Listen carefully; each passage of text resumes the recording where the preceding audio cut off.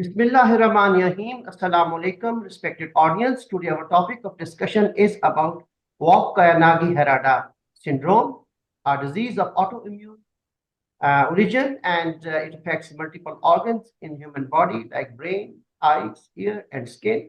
Today, we have respected our speaker, Dr. Maria Vittoria from San Rafael Research Institute, Milano, Italy.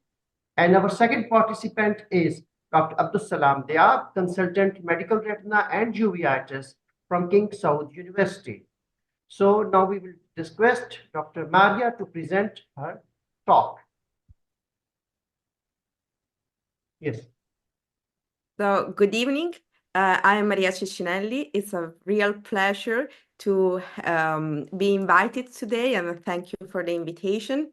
And tonight we will speaking about Vogt Koyanagi Harada disease, which is a panuveitis that sometimes we see in our uveitis clinic. So Vogt Koyanagi Harada was described in the last century by both ophthalmologists and dermatologists from Europe and from Japan. So now it brings the name of the three doctors that first described at the beginning of the 20th century.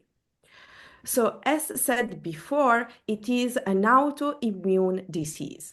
The main antigen are melanocyte-associated antigens, so all the organs in the body that contain melanocyte can be object of the autoimmune disease and response.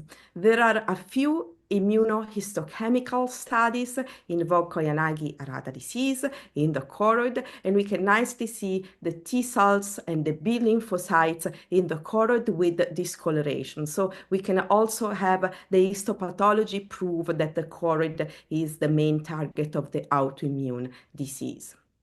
As said before, there are many organs and many targets of this disease. They can happen not simultaneously, and they can also be incomplete. So they not have to be all together. The ear can be targeted, so especially the inner ear, which contains the melanocyte. We can have symptoms as tinnitus, vertigo, or hypoacusis. We can have the brain, and especially we can have meningitis symptoms because the meninges can contain melanocytes. So it can present as a stroke or as an infectious disease, but we have to bear in mind this autoimmune manifestation as well. And also the skin discoloration is very typical of Vogt Koyanagi disease with poliosis, vitiligo, and alopecia, but bear in mind that can occur in the chronic late phase of the disease, so you cannot see it at the beginning. The beginning indeed is very specific. So when we have disease onset, we can have prodromal symptoms that can be flu-like, and they can mimic any inflammatory or infectious disease. It is in the acute phase that we have the very specific uveitis, and then in the chronic phase, when it is not appropriately treated, we have the long-term complication of the disease, especially glaucoma, cataract, but also some retinal irreversible changes, for example, fibrosis or choroidal neovascularization that can cause irreversible visual loss.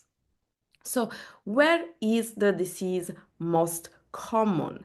The disease is most common in people that are like with colored skin in Middle Asia, in Central America. But we did last year an extensive review of our cases. That was an epidemiological study made at San Raffaele Hospital in Milano, and we found that 10% of the posterior non-infectious uveitis were Vogt Koyanagi Harada disease. So it is indeed frequent also in Italy, especially for migration and demographic changes.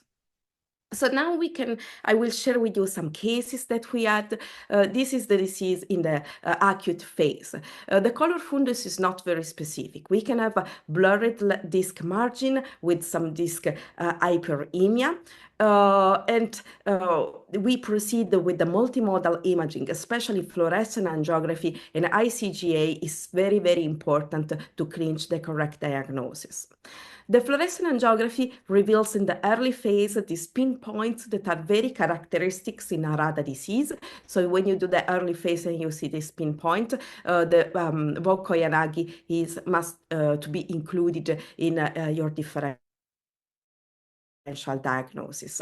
In the late phase, instead, we have the macular leakage and the pooling inside the neurosensory detachment and this hot disc, and findings are usually bilateral. You can see the pooling within the central macula, a leakage in the posterior pole, and the hot disc. But do not stop to fluorescent angiography.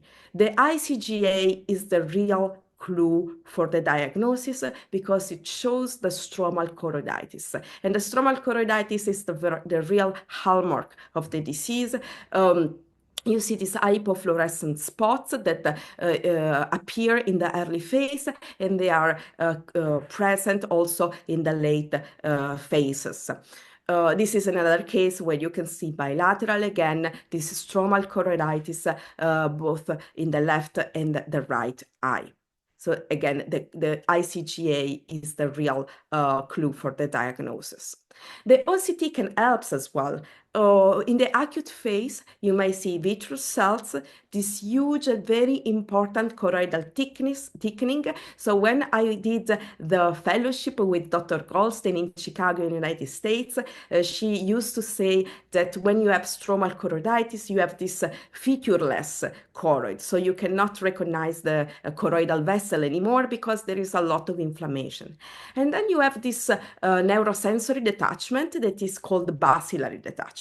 So a part of the photoreceptor remain attached to the RP and the other part of the photoreceptor are detached from the retina. So we don't know where the splitting really occurs, if within the ellipsoid zone or between the ellipsoid and the myoid, but it is been described in the different diseases that share a vigorous choroidal exudation. So it's very specific of Harada disease, and it resolved within a few days and a few hours after treatment. So you may miss these findings.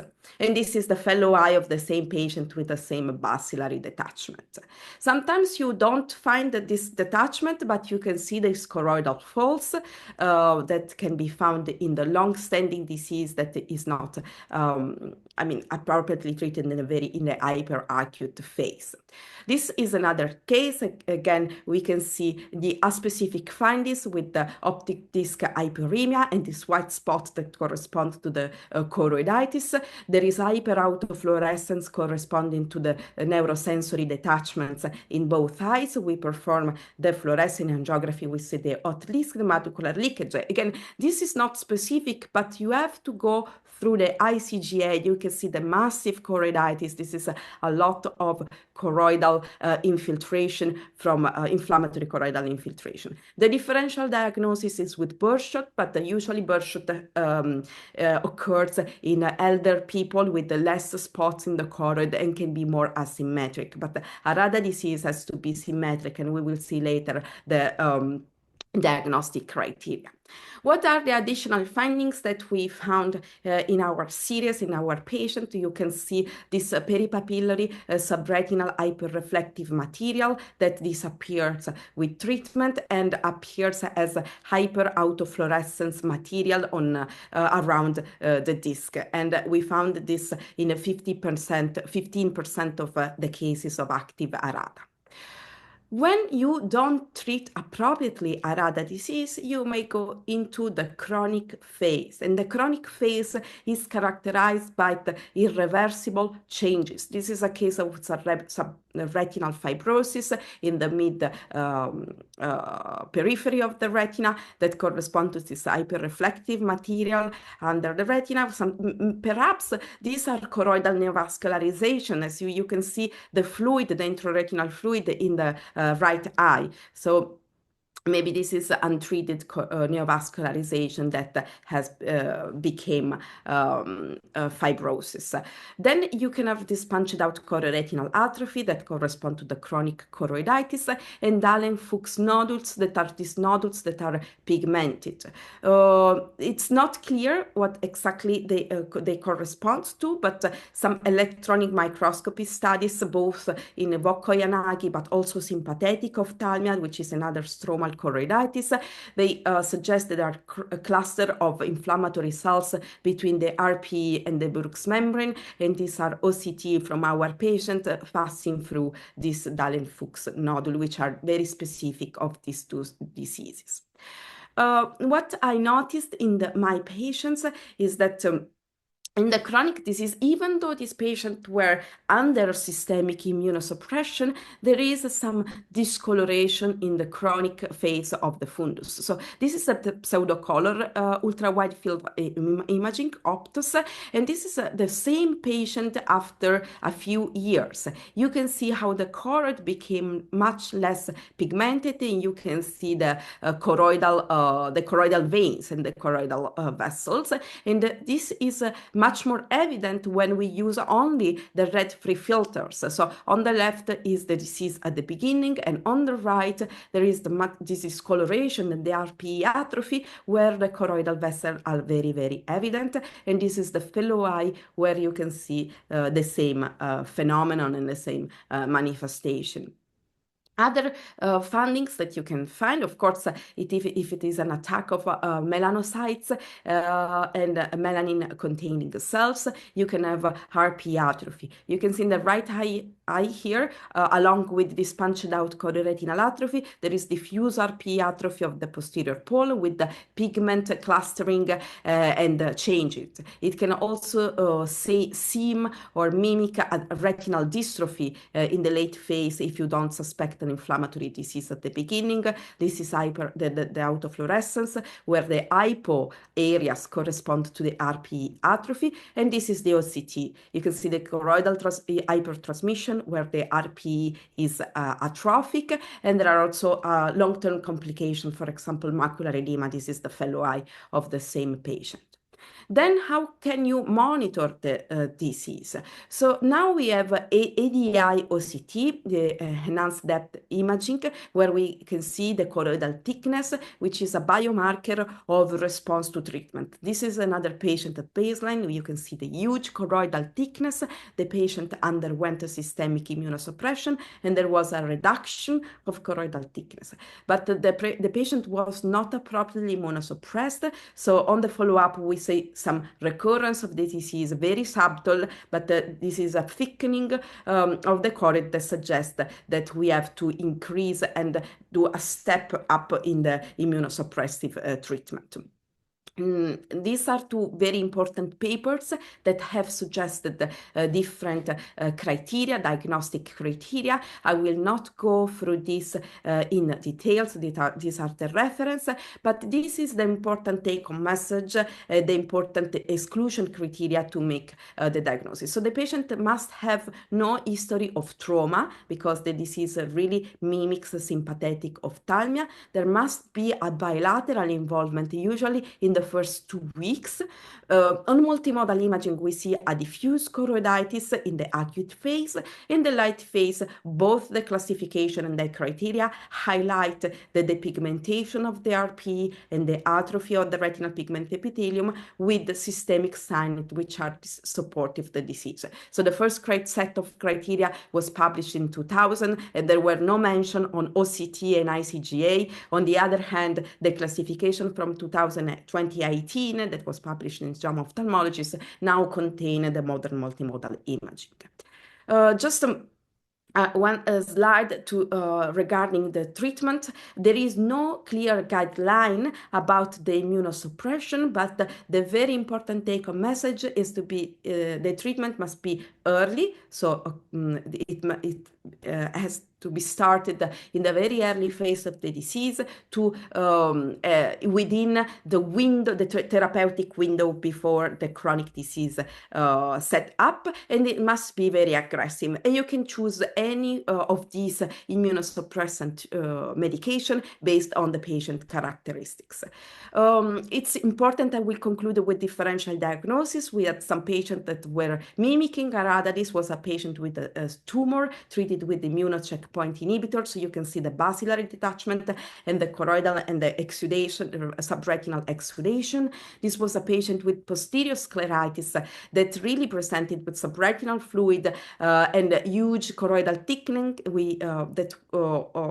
Our differential diagnosis included Harada, but one of the important thing in this specific patient is that the findings were strictly unilateral and they were accompanied by the patient presented with the ocular pain, especially in the night. This was a case of toxoplasmosis, again with the basilar detachment, and all the patient with the choroidal metastasis, but again the splitting of the photoreceptor and the basilar detachment that can mimic Harada disease. So in conclusion, Vogt-Koyanagi disease is a multisystemic autoimmune disorder that can have a very important ocular involvement. It is important to stress that the treatment must be systemic and very aggressive. I have seen patients treated only with a short course of steroid. This is not enough because we have to present the visual loss and the long-term complication that may occur in chronic disease not appropriately treated. Thank you very much. Yes, thank you, Dr. Maria. It was a very interesting and very informative talk, especially with different slides. You beautifully explained the different aspects and differential diagnosis of Vogt-Koyanagi Harada syndrome. Thank you very much. Now I will ask my second participant, Dr. Abdul Salam Diab, Consultant Medical Retina and UVR Testing, South University, to please comment on this talk. Okay, thank you very much, Dr. Maria. Actually, it was very informative, concise, and precise presentation. Thank you very much. Just some points I want to stress on. The first one, and maybe the most important one, is to pick this disease at its earliest presentation. Some other differential diagnosis that we see other ophthalmologists commonly confuse with BKH. Actually, two diagnoses that many doctors confuse acute BKH with. One of them, and maybe the most common one, is benign intracranial hypertension. Okay, many patients, they present us and they were treated elsewhere. They were diagnosed as benign intracranial hypertension based on disc hyperemia, disc swelling, some exudative retinal detachment. So some doctors, they just diagnose, and also the prodromal symptoms of headache. And the meningismus and Exactly, and the meningism. So many, they just treat them and diagnose them as benign intracranial hypertension. Some of them, they just prescribed for them diuretics and these things. So this is very important to point. If you suspect, if you see disc hyperemia, disc swelling, and these prodromal symptoms, so just keep in mind that it could be also acute BKH. The other differential also that is commonly confused with the acute BKH is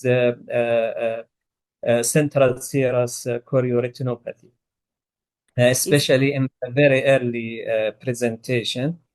Because many patients, they just present with just foveal exudative detachment, okay? And sometimes it presents in one eye.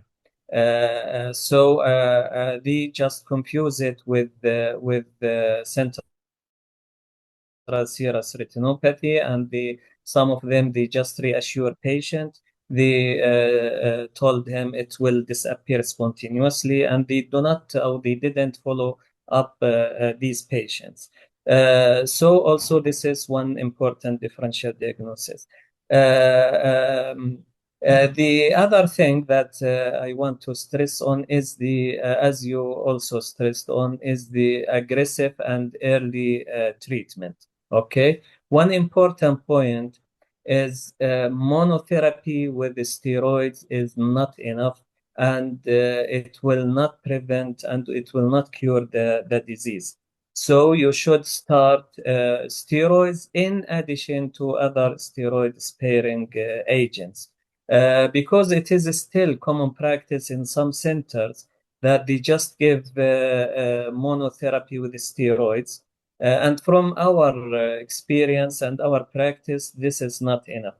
Yes, it will give a very dramatic effect at the beginning, but once you taper steroid and you stop steroid, recurrence is inevitable, and patient will progress to chronic recurrent stage.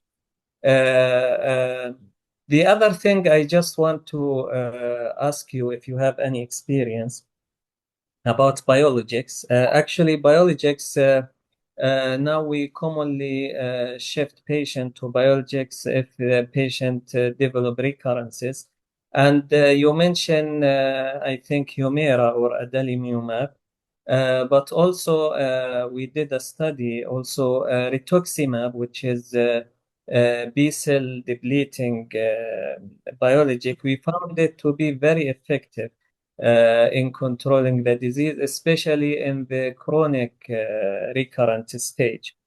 I don't know if you have any experience with using biologics at your center or no.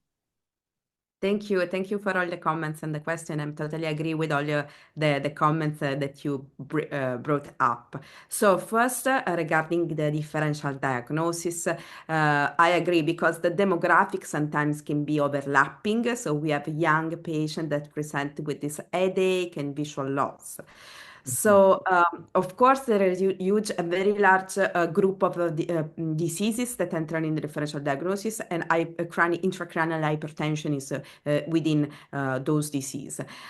What we do usually, if we have the possibility, is to admit the patient, and we manage the patient with the help of a neurologist and neuroradiologist. So usually we do a brain MRI to exclude hypertension, and we also do lumbar puncture. We can study the concentration of cytokines and inflammatory cells.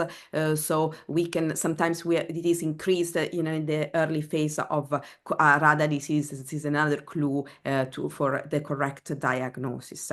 Then there are a lot of diseases, both neoplastic, inflammatory, and non-degenerative, for example, CSR, that present with subretinal fluid.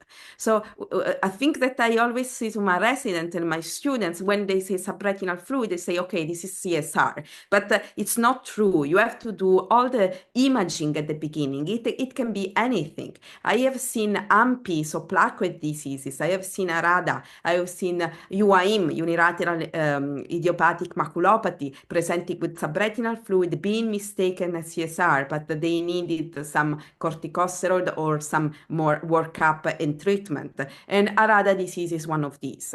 One thing that you can use is the OCT, again, the slab, and you can take a look to the choroid. In central serous, you can always see the choroidal vessel, and they are large and large vein pachyvessels. Instead, in sympathetic ophthalmia, in Harada disease, it is all infiltrated. So you lose the structure. This is a very important differential diagnosis. And of course, then you have to do ICGA, and in one disease, in pachychoroid, you see choroidal hyperpermeability. Instead, in stromal choroiditis, you see the hypofluorescent spot that you never see in pachychoroid. Then we go to treatment considerations. So it's very common also in my practice to see patients that have been treated with a short course of the steroids. We have to say that to the patient and to the other doctors is not an acute disease, it's not a flu, it's not an infection that you can treat with a short course of steroid. This is an autoimmune disease. It's like diabetes, it's like any other chronic manifestation that we can have. So this patient needs to be treated aggressively with immunosuppression. We treat the patient with the help of rheumatologist. So this is how we choose the treatment. So it's basically the rheumatologist that help us considering the possible and perceived side effects, liver toxicity, kidney toxicity of the patient wants to be is seeking for pregnancy. These are young females. Sometimes they ask us, I want to be pregnant, I want to be to have children, so how can I be treated? And also there are children, there are cases of pediatric Harada disease. With pediatric disease, we treat with methotrexate. We have a huge experience with the JIA, with the juvenile idiopathic arthritis, with the methotrexate. But now we have been shifting the patient to biologics, to Humira. It has a very good safety profile. It's very well tolerated by patients and by parents in case of pediatric disease. So also we have having a growing experience with Humira and biologics. Dr. Maria, just I want to ask you about in earlier phase of the disease, fundus fluorescein angiography signs are very subtle. So how do you see the use of indocyanine green angiography in the early stage of the diagnosis? And second thing is the role of OCT. What is the most striking and important feature which will help us in the diagnosis of VKH? Thank you for the question. So I consider ICG a very important step. So in any case of uveitis, you are assessing, because without ICG, you cannot rule out the choroidal involvement. I have seen patients with sarcoidosis, for example, that were mistaken for pars planitis, for intermediate uveitis, because on fluorescent angiography, there was some leakage in the vessel in the periphery. But when you did ICGA, you see the choroidal granuloma. And this is another example, VKH. So sometimes you can miss the granuloma if the choroid is not particularly thickened, or if there is only some hot disc, but no choroidal folds, but no bacillary detachment. So the ICGA is the only way to see. Now there have been some papers and some reports that maybe with the OCTA, with the OCT angiography using the choroidal slab, you may see some granuloma, but it's very hard to understand which is an artifact and which not. So this is not the case of ICG. So I think it's really important. I really suggest to perform it whenever you can at the assessment of the patient. You are mute, Dr. Alain. No, I can't hear you. Regarding OCT, what is the most striking feature you go for in your management? I would go for, I would list the three features. Subretinal fluid with often this bacillary detachment, choroidal folds, and this thickening of the choroid. When you have this triad, they say, there's something inflammatory is going on, and go through. And these are findings that respond very well when you treat. So these are the findings that you follow with time and suggest if there is any recurrence or any non-response to the treatment. How important is to identify the neurological and integumentary signs in the management of VKH? What is your opinion about that? So thank you for the question. I think it's very important because it can really drive the differential diagnosis. So again, we suggest this patient to be a multidisciplinary management of this patient, because they can affect any organ. Sometimes it is difficult to have the skin manifestation at the beginning, because for vitiligo, for alopecia, you have to wait for some years of disease and months. At the beginning, they may not present with this, but most of the patients report headache, has a clue. So when you have neurological and symptoms, this is something that you must, VKH, you must think about.